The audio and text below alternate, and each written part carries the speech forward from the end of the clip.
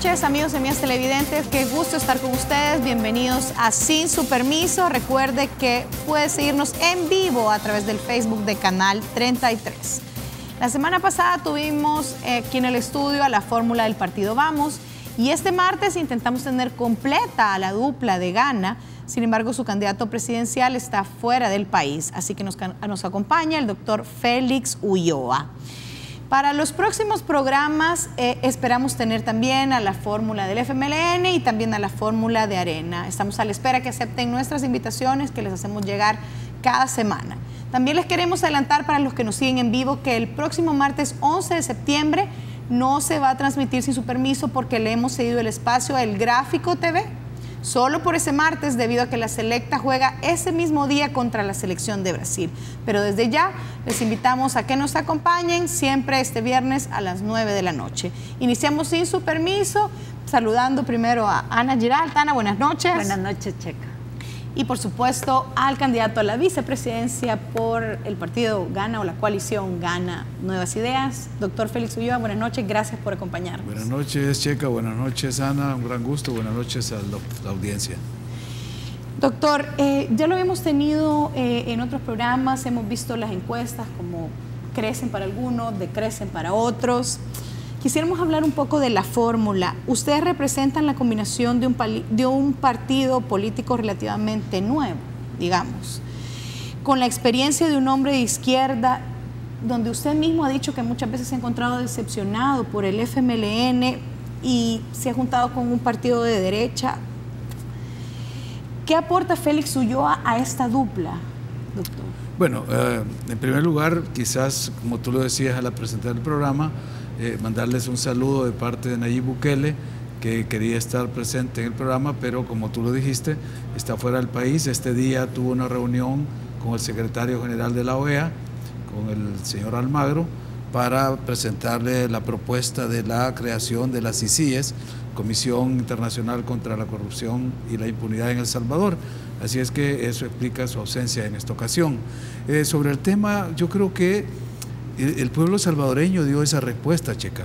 En la encuesta que hizo la Universidad Francisco Gavidia, que fue publicada la semana pasada, consultaron exactamente la misma pregunta que tú hiciste. ¿Qué le aporta el candidato a la vicepresidencia a la fórmula?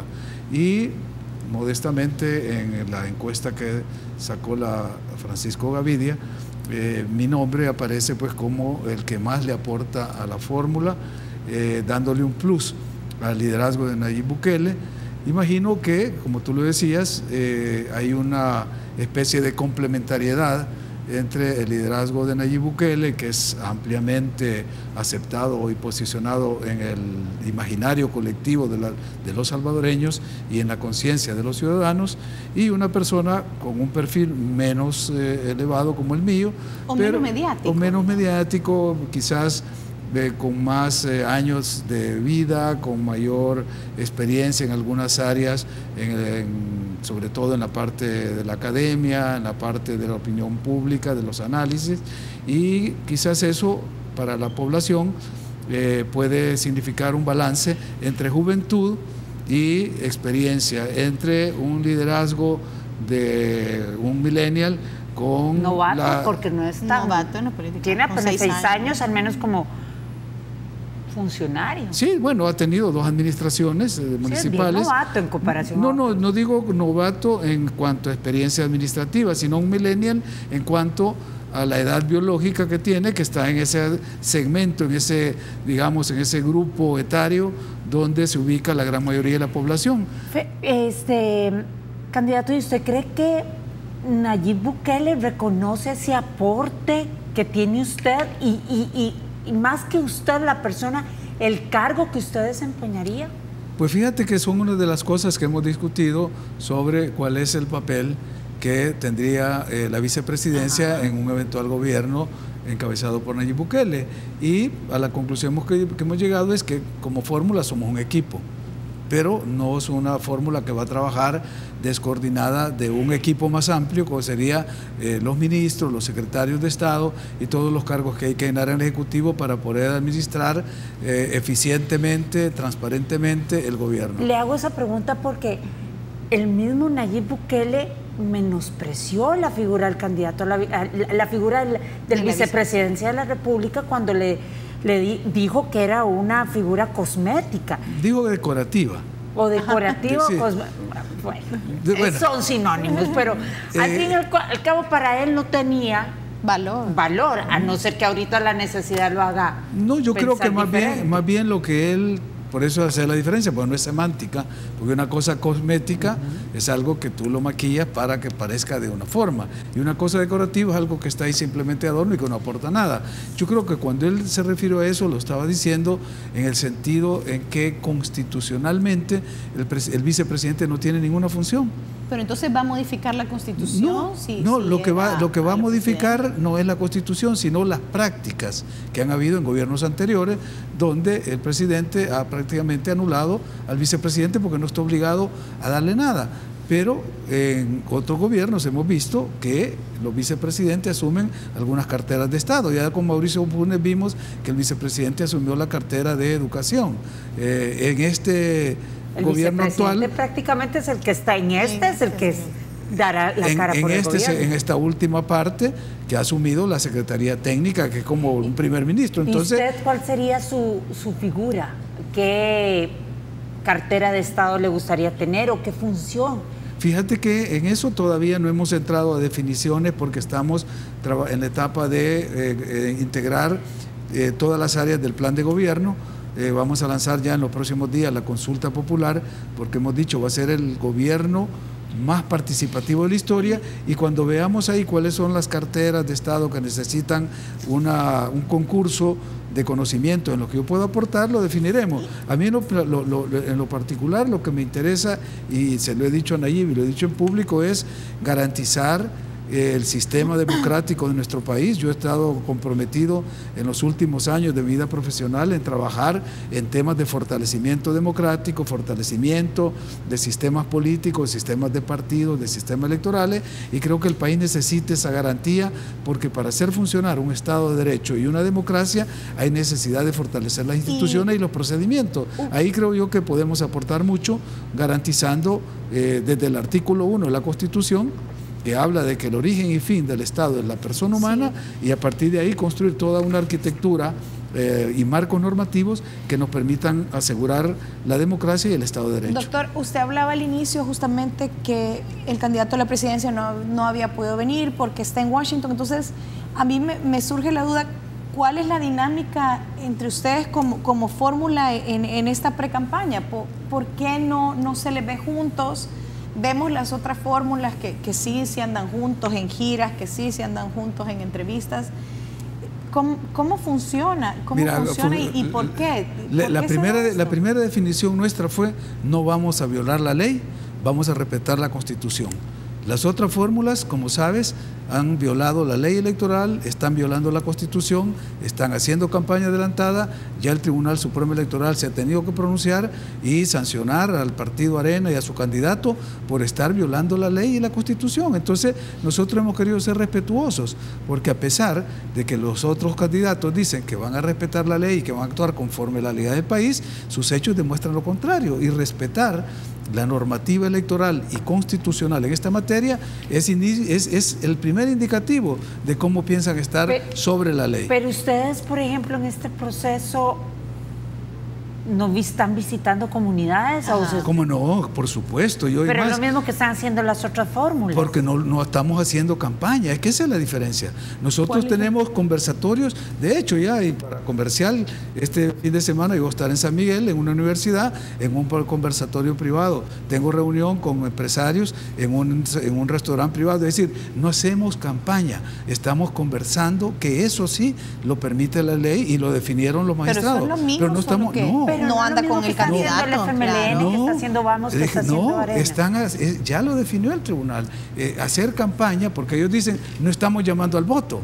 Y entonces no estamos haciendo campaña. No, el tribunal ya sentó jurisprudencia y dijo que hacer campaña anticipada es todo tipo de promoción con fines electorales. Y hacer promoción es hacer esos actos públicos, porque te estás exponiendo a tu figura para ser promovida. Y eso solo se hace a partir del 2 de octubre. Pero en ese momento yo voy a aparecer con Nayib haciendo campaña. ¿Y lo que hace ahora Nayib no. Bukele en las redes sociales no es un poco de promoción también? No, Sí. porque no está promoviendo nada. Lo que ha dicho... Se está promoviendo él y él es candidato a la presidencia. Él ha sacado 10 propuestas. Digo. O sea, no hay ninguna promoción, está anunciando qué es lo que vamos a hacer, porque además lo vamos a sacar a consulta popular. Cosa de semántica otra vez. No, eso es fáctico, porque una cosa es que saquemos el plan de gobierno para que la gente opine y que recojamos la opinión del público y nuestro plan sea el que responda a las necesidades del pueblo, y otra cosa es aparecer diciendo yo creo empleo, yo genero empleo, yo doy empleo.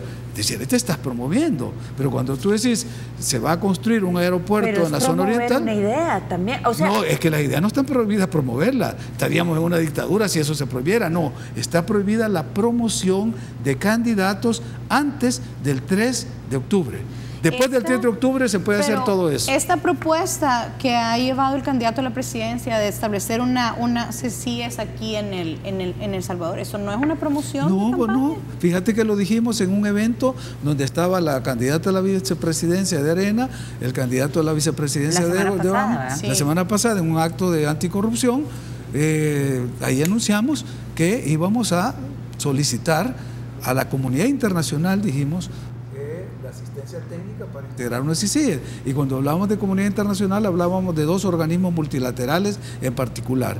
En el caso de Naciones Unidas, que tiene toda la experiencia de CICIG en Guatemala, y en el caso de OEA, que tiene la experiencia de la MASI en Honduras. Y lo dijimos, va a ser para traer asistencia técnica y fortalecer nuestra institucionalidad, no para sustituirla, o como muchos han sostenido, que es lo que está pasando en Guatemala, con toda esa vergüenza de lo que se ha expuesto ya, de ese atropello.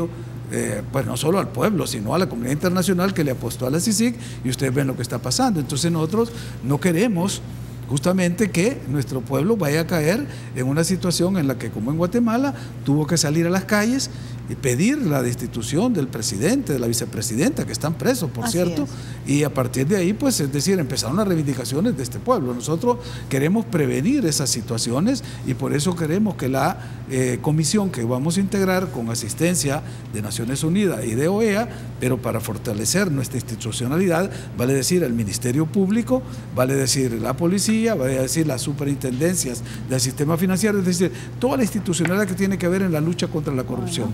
Y vamos a generar esos marcos normativos que hoy están muy flojos. Quiero retomar una palabra que usted utilizó, demócratas. Yo entiendo que tanto Nayib Bukele como Félix Ulloa son demócratas. Sí, vaya, sin duda. ¿Y se puede considerar demócrata a una persona que se sube a una tarima previo a unas elecciones de alcaldes y diputados y le dice a la gente vote nulo, o mire, si le da pereza mejor quédese en su casa, como hizo el candidato Bukele en marzo de este año?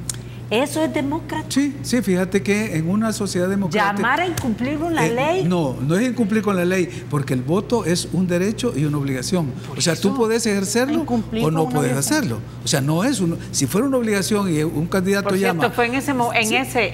y qué bien que lo pones, porque esto nos permite ver el liderazgo que él tiene, porque cuánta gente le hizo caso. Jamás habíamos tenido aquí tanto voto nulo de la gente que lo escuchó a él. Y te lo voy a explicar porque me has tocado unos temas que a mí me gusta estudiar bien. Ya lo vi. Es que yo conozco los sistemas electorales y conozco las formas de votación que hay. Y el llamar al voto de protesta, al voto nulo, es igual que cuando está el voto duro, el voto consciente, el voto informado. Hay distintas formas de votación. Entonces lo que hizo Nayib es usar una de ellas, llamar al voto nulo. Te puedo contar ejemplos de países donde se ha hecho ese llamado a votar incluso por opciones que no son las tuyas, pero que tú te conviene que lo haga. Fue el caso cuando Jospin perdió las elecciones en Francia, no pasó a segunda vuelta, y la izquierda tuvo que llamar a votar, los socialistas, por Chirac, y le dijeron vayan a votar, aunque sea pónganse un guante para no tocar la papeleta, tápense la nariz, pero vayan a votar. O cuando Vargas Llosa, Álvaro, llamó a votar blanco, o a anular el voto en Perú. O sea, son formas en la democracia que tú puedes ejercerlo, porque es un derecho y es un deber. Pero también invito a que se quedaran en la casa los que tuvieran pereza. Igual, es llamar al abstencionismo, no se presenten. Yo te recomendaría que leyeras un libro de Saramago, tú no conoces, me gusta Saramago. Desgraciadamente, porque te podría ilustrar mucho, se llama el informe sobre la lucidez. Porque primero está el informe sobre la ceguera. Ahí empieza justamente de cómo la democracia representativa. Es una novela. Es una novela. No, son dos novelas. Sí, tenés que leer correcto. el informe sobre la ceguera y luego sobre la lucidez para entenderla. Porque la ceguera es que todo el mundo se queda ciego y solo la esposa del médico lo dirige. Y en la otra es que son ya las 4 de la tarde, es un día de elección y nadie ha aparecido a votar. Pero para usted lo que hizo Nayib Bukele ese día, en marzo, fue correcto. Ejerció su liderazgo.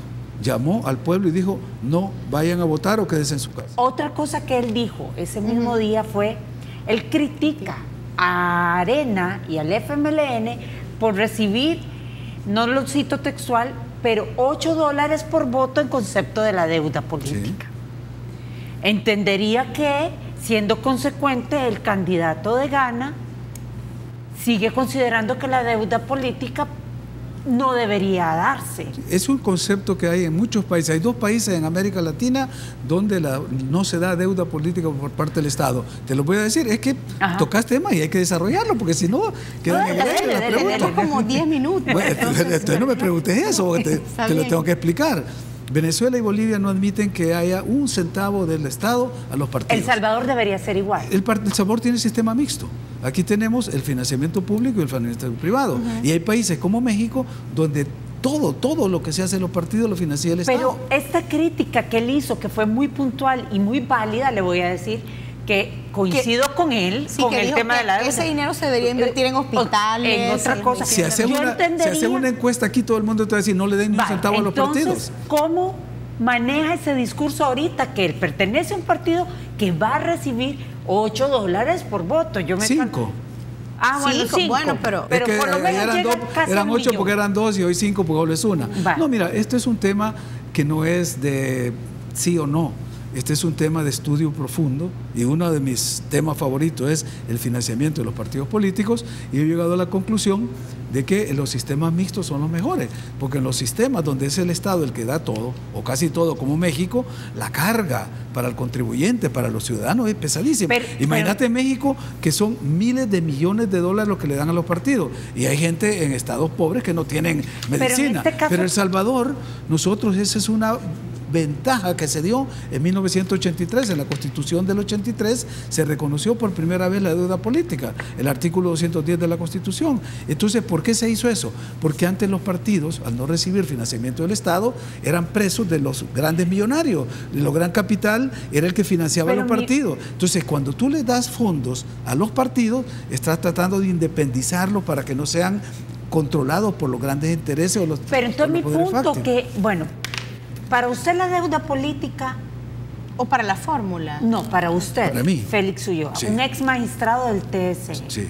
Para usted la deuda política tiene una razón de ser, en cierta forma, ética de transparencia. No de transparencia, además de independencia de los partidos. Ahora, el candidato, su fórmula la criticó. Sí. ¿Cómo combinan ahorita que ustedes van a recibir? ¿La van a recibir? No, nosotros no, es el partido que la recibe. Nosotros no recibimos nada. Es el partido. El candidato no recibe nada y podemos estar de desacuerdo con eso y no lo va a resolver ni él ni yo, porque eso lo resuelve. Pero no queda mal con Ghana diciendo. No, lo resuelve la Asamblea Legislativa, porque yo he presentado una pieza de correspondencia en este tema, en el 2003 la presenté, planteando cómo debería ser el sistema de financiamiento acá y dándole más carga justamente al financiamiento público. Pero ustedes público. representan un partido, no es un poco lavarse las manos. No, este problema no es mío. No, es que no es lavarse las manos, es sencillamente decirte, para que esto se elimine tendrías que cambiar la Constitución, el artículo 110. Y ni Nayib ni yo tenemos la capacidad para cambiar la Constitución. Entonces eso va a seguir, lo quiera yo, que lo quiero, o no lo quiera él, que no lo quiere. Independientemente de lo que sean nuestras voluntades, esa norma está en la Constitución. Y lo que hace la ley es secundaria, es desarrollarlo. Pero es una norma constitucional. Y bueno, se calculó que eso es lo que van a recibir por voto, que eso es después de las elecciones. Y actualmente, ¿cuánto está invirtiendo el partido en campaña? Fíjate que del partido, no sé, nosotros como fórmula y como participantes en la campaña, yo creo que mínimo lo que se invierte en redes sociales, porque te digo, no hemos empezado a andar en gira. Yo voy a San Miguel y me pagan el viaje, me pagan el hotel para estar allá. Estuve en otro evento, en otra entidad aquí en San Salvador, no cobro, voy de gratis. Es decir, ando con mi carro, pago mi gasolina, no tengo nada. Es decir, yo no estoy gastando un centavo de financiamiento para la campaña. Cuando empiece la campaña, entonces vamos a tener que saber cuál es el presupuesto de campaña. No lo saben ahorita. Es que se está trabajando en ello. No sé, porque eso tiene que ver, fíjate, tenés que ver actividades de proselitismo, de actos de masa, de mitines, pero donde más se gasta y donde los partidos tienen que reservar sus fondos es en el día de la elección, porque tenés que tener 10.000 personas solo de tu partido para que te cuiden los votos, que son los vigilantes. No, o sea, se gasta en publicidad, obviamente. Mira, nosotros no vamos a estar en publicidad. Nosotros, porque entiendo primero... que el cuidado de voto de urnas... Primero claro. Nayib no cree de que haya... Porque en los estudios que hemos hecho, no aquí, sino en otros países, el gran disparador del gasto en periodos electorales es la televisión. Porque ¿cuánto te cuesta? Preguntarle a Callejas cuánto le ha costado 3 semanas que ha tenido ese spot saliendo cada hora. Esos son millones. Y eso se está gastando antes de que empiece la campaña. Y eso se estará reportando. Eso es grave. Nosotros no estamos gastando un centavo. Porque lo que hacemos de movilizarnos o poner un tweet no te cuesta nada. Darle un Facebook Live. Fíjate que la forma de comunicarse de Nayib es por Facebook Live. Y ahora que menciona en redes la forma en que ustedes están comunicándose, debe tener algo de éxito porque según las últimas encuestas, la más reciente, la de la prensa gráfica, Nayib Bukele o la fórmula que ustedes representan está por arriba del FMLN, de Arena, de Vamos. Cuando se les pregunta a los políticos sobre las encuestas, siempre dicen fotografía del momento. Ajá. ¿Ustedes qué dicen? ¿Fotografía del momento o verdad absoluta para el 2019? No hay verdades absolutas. Todo es relativo. Lo que te puedo decir yo, porque tengo el dato acá, es que esa encuesta... Bueno, no sé a cuál te referí, porque hubieron dos. A la de la prensa gráfica, que es la más reciente. La prensa gráfica, en su última encuesta, que tengo el dato aquí, fue de febrero de este año. Todavía no ha habido elecciones y lideraba la intención de voto Arena. Tenía el 27%. ¿Y ahora con cuánto cayó Arena? Es decir, ya en esta última encuesta. Es decir, ha caído, creo que 20 puntos tenía en esta última encuesta.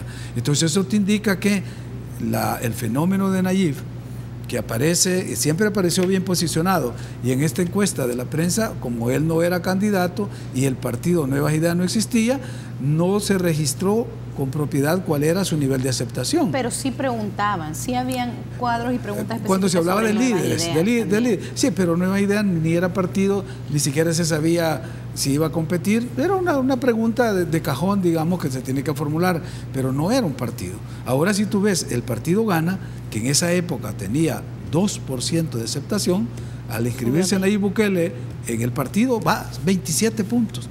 O sea que sube de un solo esa gran cantidad porcentual que la pone y la coloca superior a cualquiera. Quizás en la historia de la existencia del partido Gana, desde el 2012, que tuvo su primera incursión en las elecciones legislativas del 12, luego en el 2015 y ahora en el 2018, esta es la única vez en que se coloca como la primera fuerza política del país. O sea, Nayib Bukele le hizo el favor a Gana.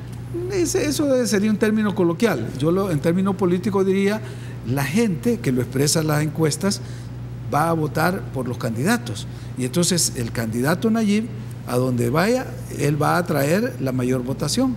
Félix, pero en el histórico, nosotros haciendo, bueno, aquí la economista, haciendo una revisión del histórico de las encuestas de la prensa, sí se nota que ha bajado las percepciones positivas del candidato Bukele y han subido las negativas. Pero siempre se mantiene arriba en popularidad. Siempre se mantiene popular. Haberse aliado con Gana. Sí, tenemos esa medición positiva, digamos, percepción positiva por haberse afiliado a Gana, 11 puntos. Que no les importa o que no tienen opinión, 54. Negativa, 28. O sea que sí hubo un impacto en mucha gente que no le parecía que Nayib se criara en Ghana. Pero lo que yo quería decirte, porque también se ha hecho una interpretación maniquea de la encuesta en dos sentidos. Un analista decía en un canal matutino que Nayib había bajado de 55 que tenía a 35, perdió 20 puntos. Y además decía otro, si las elecciones fueran en esta circunstancia, iríamos a segunda vuelta porque ninguno de los candidatos alcanza más del 51. Correcto. Es una falacia. Y lo que me duele a mí es que las dos personas que hicieron estas afirmaciones saben leer encuestas. Ellos saben que 35 puntos que sacó Nayib contra 20 de Carlos Callejas y 7 de Hugo Martínez hacen un total de 62. Ese es el universo. Y entonces Nayib tiene 35 puntos de un universo de 62, pero cuando lo proyectas al 100% y haces una simple regla de 3, entonces te da que Nayib tiene 57 puntos porcentuales. Eso indica que no solo se mantiene en la preferencia del 55%, sino que sube, y además que de haber elecciones se ganaría en primera vuelta. Entonces no les tomaría a ustedes mucho pensamiento al tema de los indecisos, que son casi ¿cómo no? Poco más del 50%. Por supuesto. Es decir, esa es todavía una masa crítica que está pendiente de lo que está sucediendo. Por eso es que la prensa simplemente recoge, o la Gavidia, no sé cuál de las dos era, que recoge un universo del 62%, porque hay un resto que todavía no ha tomado decisión. ¿Y qué están haciendo para convencer a estos indecisos? Hay muchísimas formas de comunicarse con ellos. Pero como no están haciendo campaña todavía. Todavía no, eso en la campaña la vamos a hacer de manera pública y abierta. Ahora son trabajos territoriales. Vos no sabés la cantidad de comités que se forman en los municipios. Hay municipios donde tenemos 4 o 5 comités. La gente se estorga, porque esa es otra cosa que, digamos, de las novedades en este fenómeno político de Nayib, es la forma horizontal de organización. La gente se organiza horizontalmente, tipo redes, porque no hay un liderazgo vertical, autoritario, como lo ves en los partidos tradicionales, donde está la cúspide de la pirámide y se ve extendiendo hacia la base. Aquí el movimiento es totalmente horizontal, donde la gente se organiza espontáneamente. Vamos a abordar un poco las propuestas económicas o de desarrollo que han planteado, que han dejado ver los candidatos. Nayib Bukele decía que se podía construir un nuevo aeropuerto en La Unión, donde en el mismo puerto que hoy es como que está en el ojo del huracán por el posible establecimiento ahí de una base militar en China o por el posible venta de este puerto a los chinos. ¿Esto es una coincidencia? ¿Ya es sumamente atractivo La Unión? Sí. China lo volvió atractivo. Sí, de repente. No, como decís tú, la economista siempre tiene que salir, se le tremenda. Sale. Bueno, no, muy bien, Checa. No, fíjate que puede ser realmente una coincidencia, porque si una de las propuestas que han habido recurrentes, y te lo puedo demostrar por escrito, en 1990, que yo hice un congreso ciudadano en San Miguel, eran 2 grandes demandas que pedía San Miguel. Una, que se terminara la carretera panamericana, porque ya ves que hasta San Vicente de doble carril le es una callecita de secundaria hasta San Miguel, que se abriera la calle, una buena carretera, y 2, que se hiciera un aeropuerto. En 90. Ahora es para San Miguel que se pedía, porque era la zona de mayor desarrollo en la zona oriental. Ahora que se ha abierto ese polo con lo de La Unión, y Nayib, con esa visión que tiene de generar desarrollo en zonas que han sido bastante comprimidas económicamente, cree que un aeropuerto en La Unión no solo serviría para de toda nuestra gente de la zona oriental, que es donde radica la mayor parte de nuestra diáspora, que tienen que venir en la noche hasta Comalapa, con el riesgo de que los asalten, viajar, pues tendría un aeropuerto propio, pero además es un polo de desarrollo regional, porque mucha gente de Honduras, de Nicaragua, le saldría más fácil de Chinandega o de Choluteca venir a tomar un vuelo a La Unión que ir hasta Tegucigalpa o ir hasta Managua. Entonces sería un polo de desarrollo viendo ya la región, con esa visión de la integración. Luego, además de turística, que los turistas no tendrían que venir a Comalapa y de ahí salir para el Cuco, para el Tamarindo o para el Golfo, que también se está planteando como una zona no solo comercial sino turística. Entonces les está dando un medio de conectividad mucho más confortable, más rápido y más seguro. Entonces, creo que la propuesta tiene un gran sentido para desarrollo. Que esta propuesta sería en alianza con China, entonces. Eso todavía no lo hemos analizado, porque todavía ni siquiera se ha... No sé si ya firmaron convenio gobierno. Creo que va a una misión la otra semana para establecer los términos, a ver si China... No, yo le preguntaba por saber si a ustedes no les desagrada, o les agrada. Eso es una cosa que la vamos a tener que analizar cuando estemos en el gobierno, si se continúa este proyecto o, como han dicho los titulares de economía, esto está abierto a la ¿Pero licitación. usted cree que lo de China fue una buena o una mala decisión? De romper relaciones con Taiwán y abrirlos con China continental, o sea, al margen de lo económico. A nivel... No, tema netamente económico, es decir, El Salvador puso los ojos en la potencia que ahorita es potencia, que es China. Sí. ¿Fue una buena decisión? Y no sería al revés, que China puso los ojos en El Salvador. Porque nosotros no vemos hasta el otro lado del Pacífico.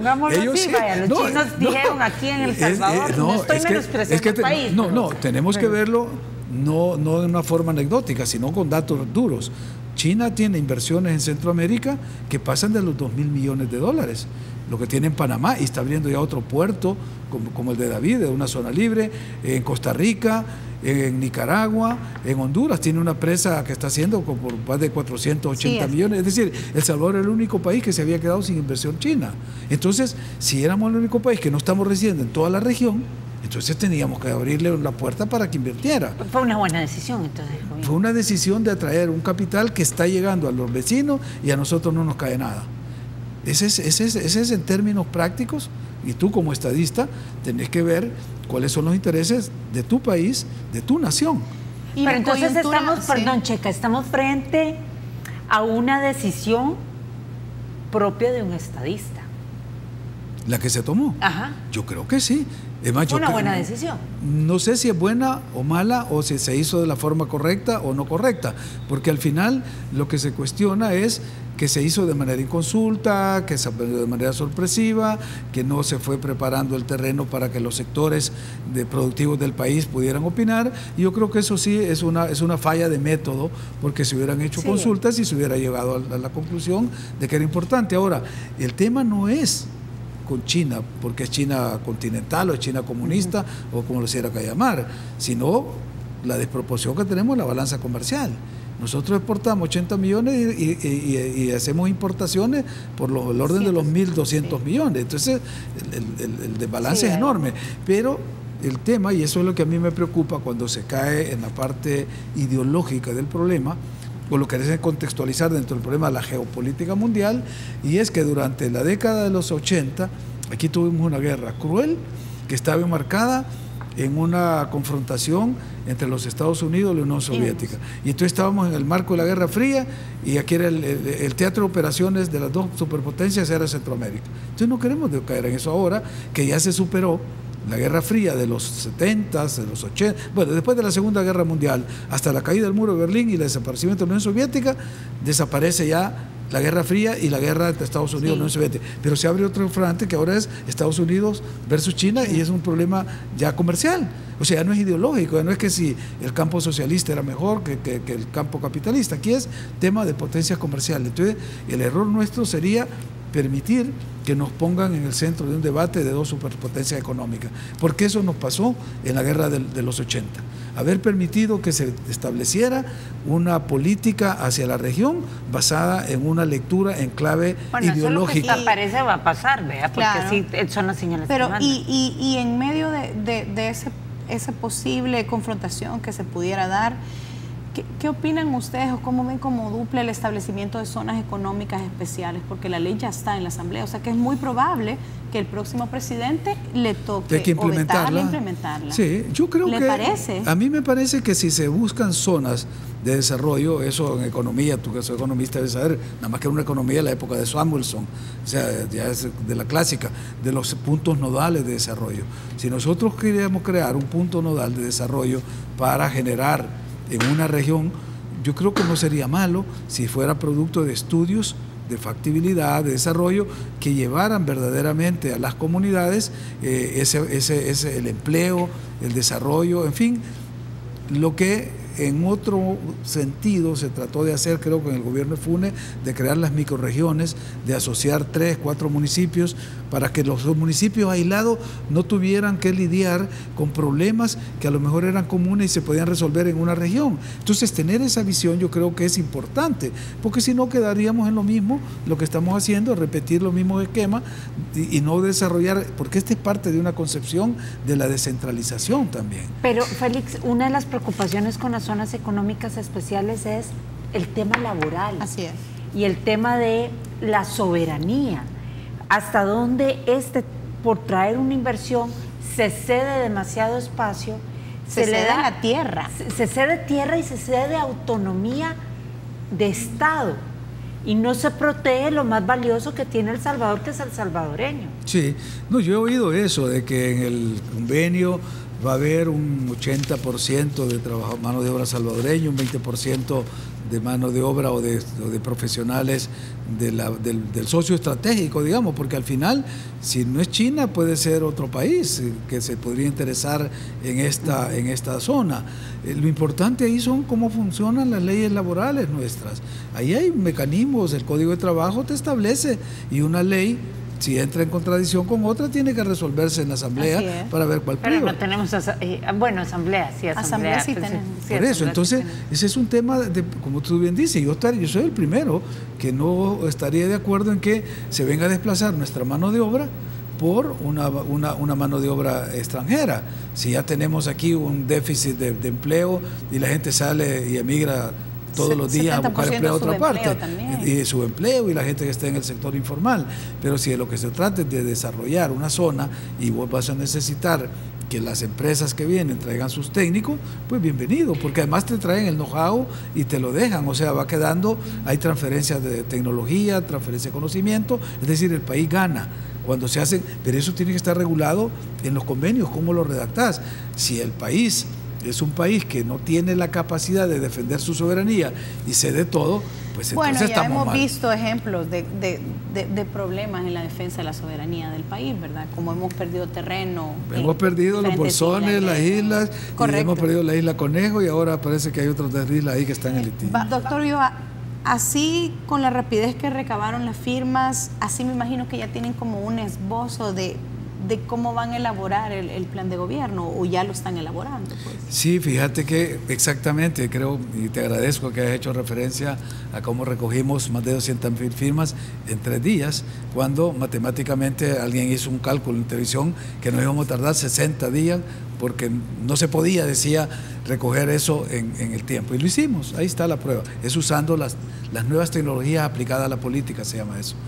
Nosotros estamos pensando en lo mismo para el plan de gobierno, porque dijimos, queremos hacer el plan de gobierno más participativo que se haya hecho en la historia del país. O sea, que escuchemos a la gente, a todo el mundo, que el que quiera opinar dentro del país y fuera del país, porque a los salvadoreños que viven fuera solo los vemos como que son los que mandan la remesa y no se les da forma de que participen. Entonces, se ha diseñado una plataforma de consulta en la cual han trabajado ya 12 mesas de los temas de salud, de educación, seguridad, de economía, de cada una de las áreas de lo que es una gestión del gobierno, y otra mesa que trabajó la metodología de cómo las personas pueden acceder en cualquier dispositivo, en un celular inteligente, en una laptop, en una tablet, a esa plataforma, ingresan su nombre, su DUI, se identifican y dicen qué es lo que quieren opinar. Si ese tema de salud, que necesitamos un hospital para la tercera edad, o que queremos una clínica en tal cantón que no hay, lo que quieran, van a decirlo. En educación están los ejes, los grandes ejes transversales del plan de gobierno, que son pues los... Entonces la consulta va a ser virtual. Va a ser por online, o sea, la gente se conecta. ¿Ya se está haciendo? No, la vamos a anunciar. Porque es adelantar la campaña. No, fíjate, no lo hemos pensado eso, lo pensamos por un problema técnico, porque cuando estábamos listos, que la queríamos lanzar el 1 de septiembre, una persona con mucho tino de los expertos, sobre todo, esta era una economista brillante que nos dijo, miren, en el espacio que le dejan a la gente para mandar su propuesta, solo puede introducir 300 palabras. Y en 300 palabras se puede decir mucho, pero también se puede decir poco. Entonces dijo ella, ¿qué tal si es un profesional que tiene una propuesta de solución para el problema de transporte, por ejemplo? y tiene un estudio, hizo una investigación, es una tesis doctoral o algo, y son 300 páginas. Entonces digo, ¿cómo nos va a hacer llegar ese trabajo? Entonces se abrió en la plataforma un espacio para que se puedan poner attachment, y además dijo, ¿y qué tal si hay personas que en el campo quieren decir algo y no pueden escribir, no pueden redactar? Entonces se abrió este espacio para que pueda mandar por voz y hasta por video. O sea, solo el que no quiera no va a opinar. Pero o el que no tiene datos suficientes en su teléfono, o el que no tiene acceso a tecnología, porque siempre habrá un sector que no lo haga. ¿Cómo van a llegar a esas personas? Si es la persona, ahí entran los comités de nuevas ideas que están en todo el país, porque si hay alguien, ponete una cooperativa o un sector agrario donde a lo mejor no hay internet o no tiene, como tú dices, una tablet para hacerlo, pero hay un compañero del comité y le dice, bueno, véngase, vamos a llenarlo. Van a haber una mega jornada en los 14 departamentos para ayudarle a las personas que necesiten cómo participar y introducir sus propuestas en la plataforma. Candidato, yo creo que nos queda poco tiempo. Yo quiero tocar un tema. La Corte Suprema de Justicia, porque Numan Salgado, que es candidato diputado de Gana, es el único que ha sido totalmente honesto y ha dicho, aquí se están repartiendo por cuotas políticas, incluyendo su partido. Sí. No, mira, en eso yo ¿Dónde está la consecuencia del discurso de transparencia? No, porque no ahorita de independencia. Gracias. Ahorita me lo estás preguntando, ahorita te doy la respuesta.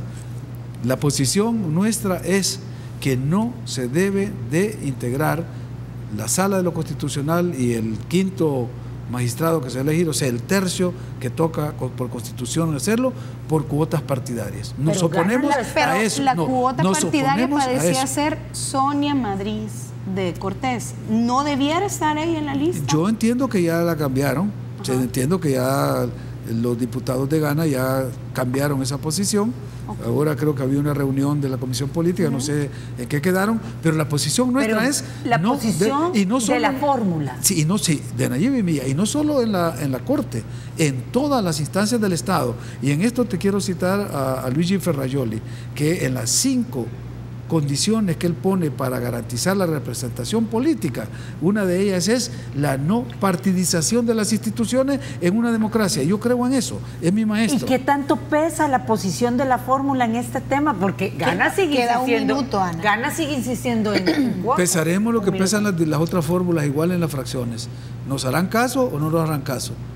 Pero nosotros definimos posición. Es más, yo llegaría a algo más, que no lo ha dicho ninguno de los otros fórmulas de los candidatos, que aquellas personas, aquellos diputados de los 84 que tengan causas pendientes o estén siendo investigados, deberían de abstenerse de participar en eso. ¿Quiénes son esos diputados? Son 60, creo. 60. No sé cuánto, es una gran cantidad. Y ellos están se van a elegir como bien. No, porque entran los suplentes. Eso sería ser transparente, ser consecuente y ser coherente. Porque Gana no lo propone. Me está preguntando a mí. Todavía. Yo te estoy diciendo sí, pero yo te estoy diciendo qué es lo que quiero, qué es lo que pienso y qué es lo que propongo. Se nos ha acabado el tiempo. De verdad que la discusión sí ha estado bastante enriquecedora. Le agradecemos su presencia en el programa, doctor Ulloa, Ana. Gracias, amigos y amigas televidentes. Convenza a su candidato para la próxima. Así es, para la próxima. No, él está convencido. Muchas lo que pasa es que le hubiéramos mandado el jet de aquí de la presidenta del canal a que lo fuera a traer. Muchas gracias por habernos acompañado. Les esperamos el viernes a las 9 de la noche aquí por Canal 33. Buenas noches.